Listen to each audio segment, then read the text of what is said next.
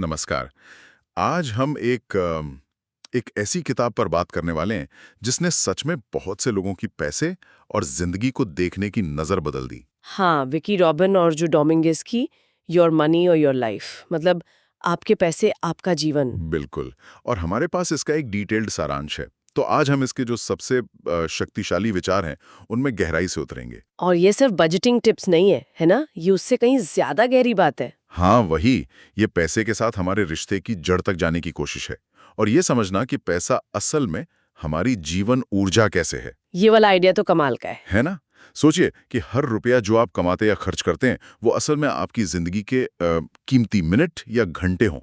ये सोचिए कितना कुछ बदल सकती है। बिल्कुल। ठीक है, तो चलिए शुरू करते हैं इसको समझना। हाँ, तो जो आपने कहा ना, पैसा इज इक्वल टू जीवन ऊर्जा, यही इस किताब का मतलब सेंट्रल आइडिया है, सबसे जरूरी।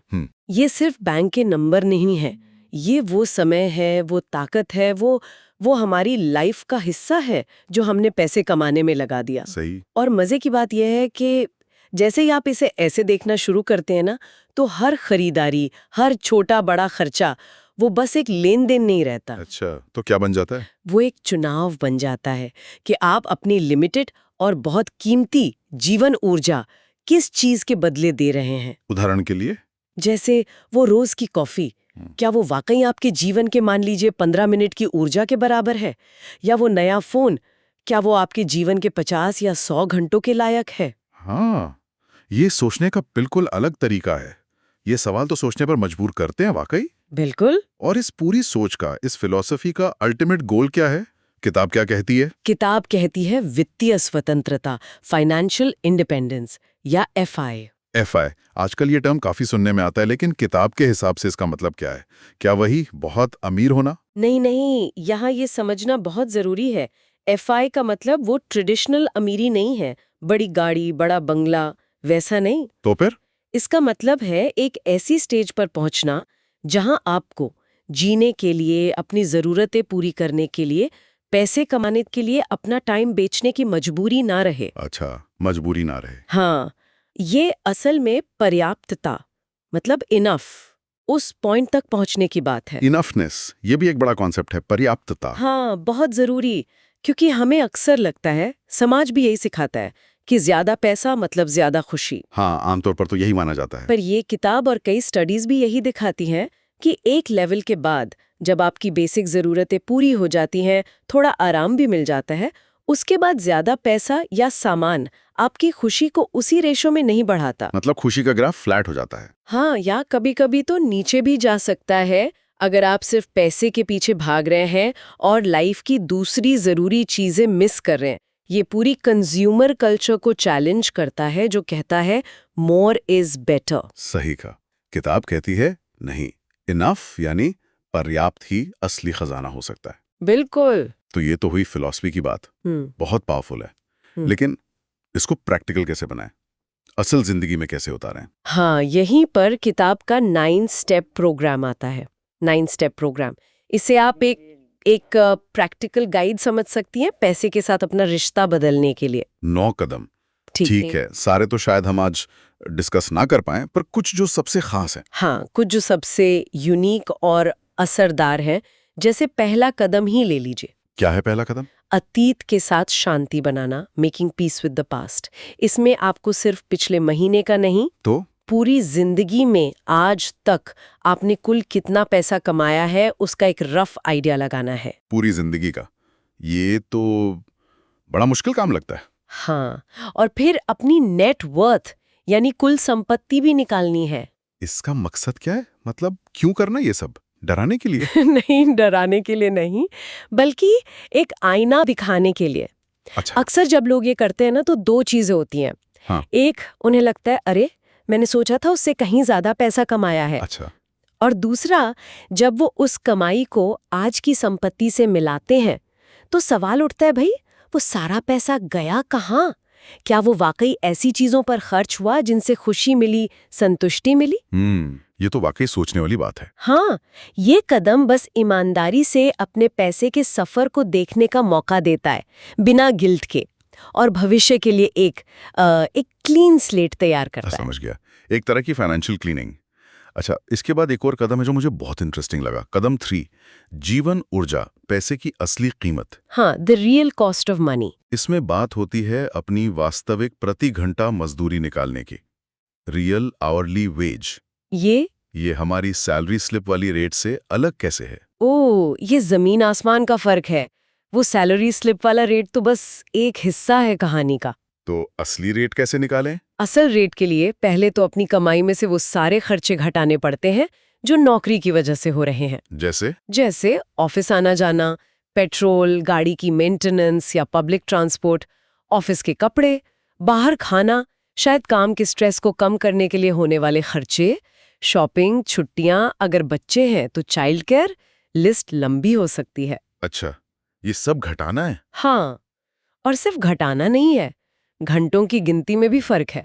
सिर्फ ऑफिस के 8-9 घंटे नहीं गिनने। तो और क्या गिनना है? वो सारा टाइम जो नौकरी के आसपास खर्च होता है, आने जाने का टाइम, तैयार होने का टाइम, काम के बाद की थकान मिटाने का टाइम, ओवर टाइम जिसके शायद पैसे भी ना मिलते हों। जब आप अपनी असली कमाई, खर्चे घटाने के बाद को अपने असली घंटों ये सब जोड़कर से डिवाइड करती हैं, तब निकलती है आपकी वास्तविक प्रति घंटा मजदूरी। यहाँ ये वास्तव में दिलचस्प हो जाता है। मुझे लगता है ज्यादातर लोगों के लिए आंकड़ा जो वो सोचते हैं उससे काफी कम निकलेगा। अक्सर यही होता है, बिल्कुल। और ये जानना अपने आप में आंखें खोल देता है। आपको अचानक लगता है कि अरे, मैं अपनी जिंदगी का 1 घंटा इतने कम के लिए बेच रहा था। ये किसी पर दोष डालने के लिए नहीं है, बस जागरूकता के लिए। और यही अवेयरनेस बदलाव की पहली सीढ़ी है। जब पता हो कि 1 घंटे की कीमत क्या है, तो खर्च करने से पहले सोचेंगे जरूर। बिल्कुल। और इसी जागरूकता को एक्शन में बदलने के लिए अगला कदम है कदम 4, पैसे के बारे में 3 सवाल, 3 क्वेश्चंस। ये क्या है? ये 3 सिंपल पर बहुत गहरे सवाल है। हर खर्च करने से पहले या बाद में भी खुद से पूछने हैं। क्या इस खर्च से जो संतुष्टि मिली वो इसमें लगी जीवन ऊर्जा के बराबर या उससे ज्यादा है? मतलब सौदा ठीक था? क्या ये खर्चा मेरे जीवन के मूल्यों, मेरे लक्ष्यों, मेरे पर्पस से मेल खाता है? क्या ये वाकई मेरे लिए मायने रखता है? ओके। और तीसरा, अगर मुझे अपनी ये जीवन ऊर्जा दोबारा खर्च करनी हो तो क्या मैं इसे इसी चीज पर लगाऊंगी? वाह, ये सवाल तो मतलब रोज की छोटी मोटी खरीदारी को भी एक फिलोसफिकल एक्सरसाइज बना देते हैं। हाँ, ये आपको ऑटो पायलट मोड से जगाते हैं, जहां हम बिना सोचे समझे बस टैप या स्वाइप कर देते हैं। सही है, ये कॉन्शियस स्पेंडिंग को बढ़ावा देते हैं। बिल्कुल। हर खर्च को अपनी लाइफ एनर्जी और वैल्यूज की कसौटी पर कसना। धीरे धीरे आप पाएंगे कि आप फालतू चीजों पर कम और जो वाकई जरूरी है उस पर ज्यादा ध्यान दे रहे हैं। फिर एक और विजुअल कदम है, कदम 5, जीवन ऊर्जा को दृश्यमान बनाना, मेकिंग लाइफ एनर्जी विजिबल।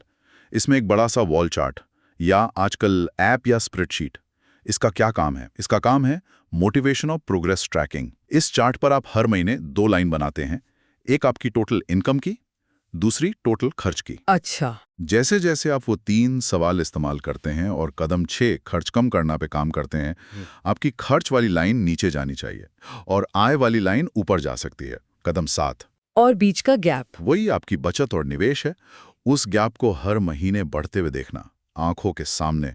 ये बहुत शक्तिशाली मोटिवेशन है, आपको ट्रैक पे रखता है। ये तो अपनी फाइनेंशियल जर्नी का नक्शा बनाने जैसा हो गया। अच्छा, आपने कदम 6 और 7 का जिक्र किया, खर्च कम करना और आय बढ़ाना।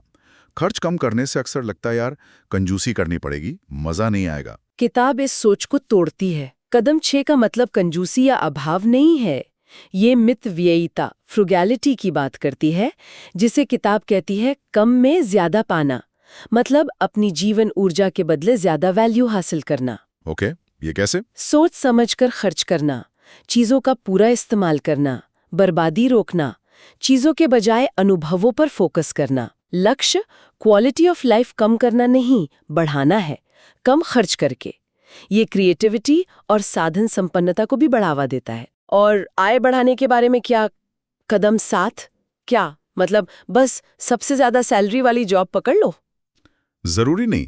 कदम 7 कहता है कि आय सिर्फ ज्यादा ना हो, वो आपके मूल्यों और आपकी जीवन ऊर्जा के साथ अलाइन हो, संरेखित हो। मतलब क्या ज्यादा पैसे वाली नौकरी आपकी इतनी लाइफ एनर्जी चूस लेती है कि जीने का टाइम ही ना बचे? क्या वो काम आपकी वैल्यूज के खिलाफ है? किताब कहती है अपनी आय अपनी इंटेग्रिटी के साथ बढ़ाएं। इंटेग्रिटी। हाँ, इसमें साइड हसल, पार्ट टाइम काम या पैसिव इनकम बनाना भी शामिल हो सकता है, जिससे आय बढ़े पर आपकी जीवन ऊर्जा बहुत ज्यादा खर्च ना हो। ये सवाल उठाता है, आय की क्वालिटी क्या है, सिर्फ क्वांटिटी नहीं। ये बहुत बहुत जरूरी पॉइंट है। तो ये सारे कदम एक एक करके हमें कहाँ ले जाते हैं?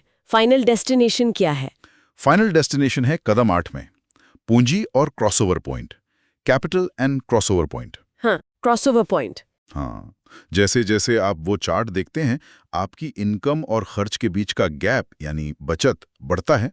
आप उस पैसे को इन्वेस्ट करना शुरू करते हैं और फिर आप अपनी इन्वेस्टमेंट से होने वाली मंथली इनकम को ट्रैक करते हैं। ठीक है। और फिर आता है वो मैजिकल मोमेंट, क्रॉसओवर पॉइंट। ये क्या होता है क्रॉसओवर पॉइंट? ये वो पल है जब आपके इन्वेस्टमेंट से आने वाली मंथली इनकम, जैसे डिविडेंड, इंटरेस्ट, रेंट वगैरह, आपके मंथली खर्चों से ज्यादा या बराबर हो जाती है। सोचिए इसका मतलब। इसका मतलब है कि अब आपको जीने के लिए, बिल भरने के लिए रोज काम पर जाने की जरूरत नहीं है। वाह! आपका पैसा ही अब आपके लिए इतना पैसा कमा रहा है कि आपके खर्चे निकल जाएं। यही है वित्तीय स्वतंत्रता, FI। इस पल में आपने अपनी जीवन ऊर्जा को सही मायने में वापस पा लिया है। ये तो वाकई स्वतंत्रता है। ये सिर्फ रिटायरमेंट नहीं है, मतलब ये किसी भी उम्र में हो सकता है। हाँ, बिल्कुल। ये अपने समय का मालिक बनना है। तो अगर हम इस पूरी चर्चा को समेटें, तो सार क्या निकलता है? ये किताब असल में हमें क्या सिखा रही है? मेरे ख्याल से कुछ मुख्य बातें। जी। 1, पैसा सिर्फ पैसा नहीं, आपकी जीवन ऊर्जा है। इसे सोच समझकर इस्तेमाल करें। सही। 2, FI का मतलब अमीर होना नहीं, बल्कि पर्याप्त होना और अपने टाइम पर कंट्रोल पाना है। और ये सबके लिए पॉसिबल है। 3, जागरूकता, ट्रैकिंग करना, अपनी असली मजदूरी जानना, ये बदलाव की चाबी है। और 4, सच्ची खुशी ज्यादा सामान से नहीं, बल्कि खर्च और कमाई को अपनी वैल्यूज और लाइफ पर्पस से जोड़ने से मिलती है। बिल्कुल। और वो 9 कदम? हाँ, वो 9 कदम एक प्रैक्टिकल रास्ता दिखाते हैं और क्रॉसओवर पॉइंट एक क्लियर, हासिल करने लायक गोल है। और मुझे लगता है उन लोगों के लिए जो शायद फाइनेंशियल प्लानिंग, स्प्रेडशीट्स वगैरह से घबराते हैं, ये तरीका बहुत इंसानी लगता है। हाँ, ये नंबर से ज्यादा वैल्यूज पर फोकस करता है। वो वास्तविक प्रति घंटा मजदूरी जैसी चीजें वो सच में आहा मोमेंट देती हैं, जो पैसे को देखने का नजरिया बदल सकती हैं। ये मुश्किल नहीं पर गहरा है। बिल्कुल। और ये किताब भले ही कुछ दशक पहले आई हो, आज की दुनिया में जहां कैरियर बदल रहे हैं, गिग इकोनॉमी है, शायद ये सिद्धांत और भी ज्यादा रेलेवेंट हो गए हैं। सही कहा। अपनी जीवन ऊर्जा को समझना और कंट्रोल करना। हाँ, और याद रखना जरूरी है, FEI का मतलब ये नहीं कि आप काम करना बंद कर दें। बिल्कुल नहीं। तो फिर इसका मतलब है आप वो काम करने के लिए आजाद हैं जो आप करना चाहते हैं, ना कि वो जो आपको पैसे के लिए करना पड़ता है।